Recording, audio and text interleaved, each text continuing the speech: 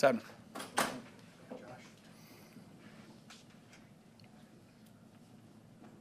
Well, you ran the heck out of the ball last week. I guess we'll stick with the positive. What was working for you in that instance?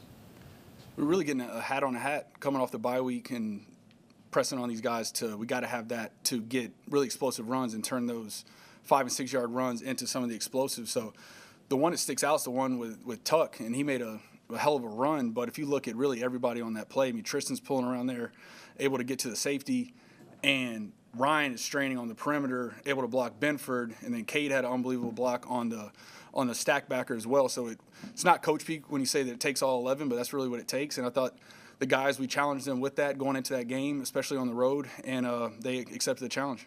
I know you and everybody else says it takes all our running backs. We have a big room. You've had a smaller room of late because without Bucky. But I swear every time Sean Tucker gets a number of carries, he's averaged more than 5 yards a carry or just about his career. He has 4.3 speed. Why isn't he like more of a priority? And especially with Bucky out, that he become. I know, Todd says the hot hand, but how do you get the hot hand if you don't feature one guy over another?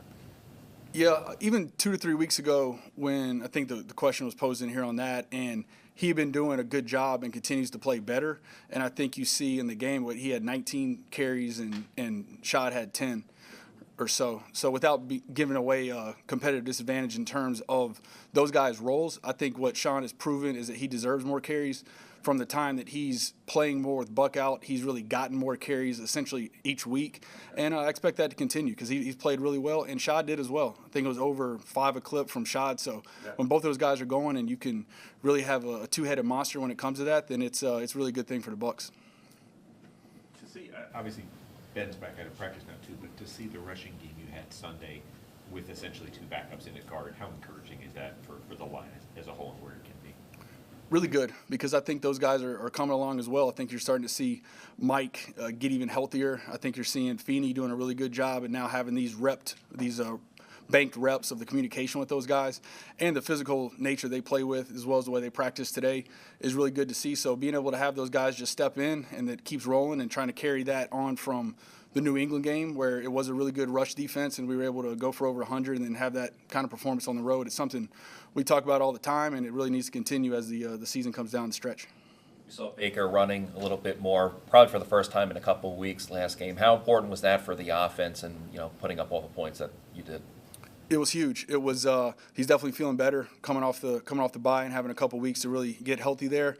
And a couple of those were the first really ones of the year where it was designed to potentially run it. So he's definitely a threat with the ball in his hands. Again, we don't want him scrambling all the time on some of the third downs, but if he gets the first down, then that's exactly what we want out of the play. But for him to be able to do that, and it really puts pressure on the defense to an extent too, where some of these teams that just try to tackle the ball carry on some of the zone reads, it really makes them play it honest, so they don't know exactly are you handing it or pulling it, so it should put a little pressure on them as well. What would you say the biggest challenge is with this Rams defense Sunday night?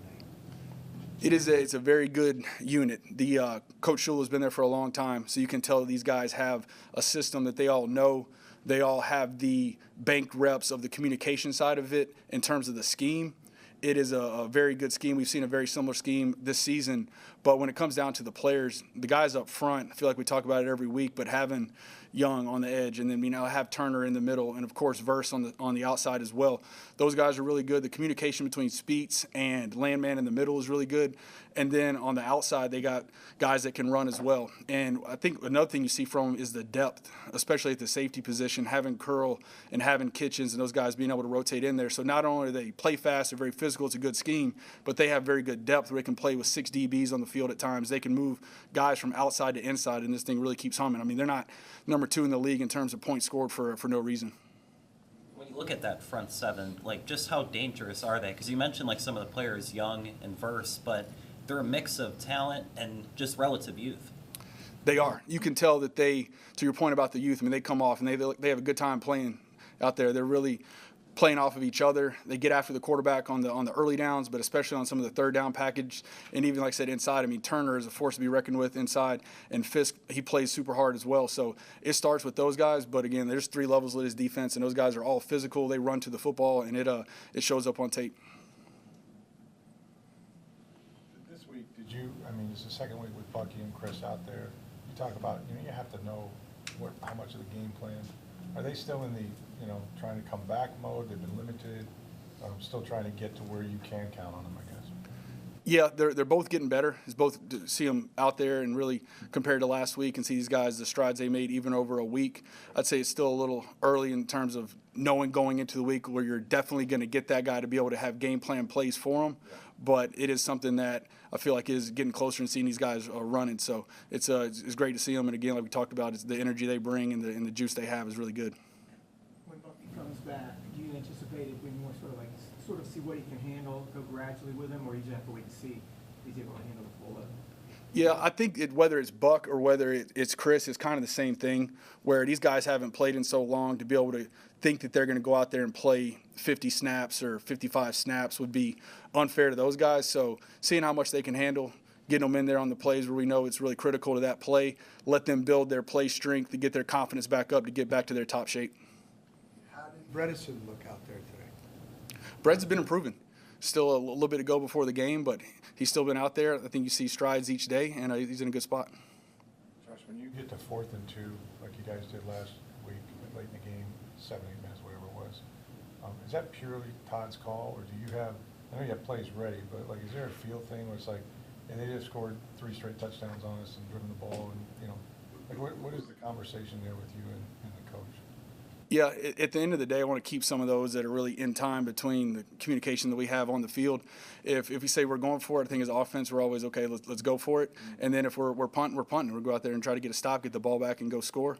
But it's new each week it can happen in the first half as well. Anything else? Did you feel like when you got the interception early on, that opportunity there at the goal line kind of was a missed opportunity? Absolutely. No, it killed us. That's what we hit on right after the game. Not right after the game, but on Monday, in that when the defense turns it over and we get the ball on the 7, 8 yard line, whatever it is, and can't turn that thing into 7, then that's definitely a missed opportunity in a game that ends up being, I know, a 12-point score, 12-point differential. But at that point, we got to be able to play complementary football like we talk about, where they did a great job turning it over. We need to be able to go get 7, and that was not a good part of the game there for the offense. Josh, Bowles mentioned on that late 4th down that some of the conversation was that had it been 4th and 1, it might have been a go, and if it was 4th and 2 or more, it might have been a punt. Do you have that in mind when you think about a play call on 3rd down? You think about it to an extent, but at the end of the day, on the play call, you're really having the expectation that you're going to get the first down. It's not even going to get to that. So whether it's 3rd and 1, 3rd and 2, 3rd and 3, it's always the assumption that the play design is going to get the line to gain. So the fact that it was 1 or 2, I wouldn't say comes into play quite as much. Thank you. Appreciate it. Take care.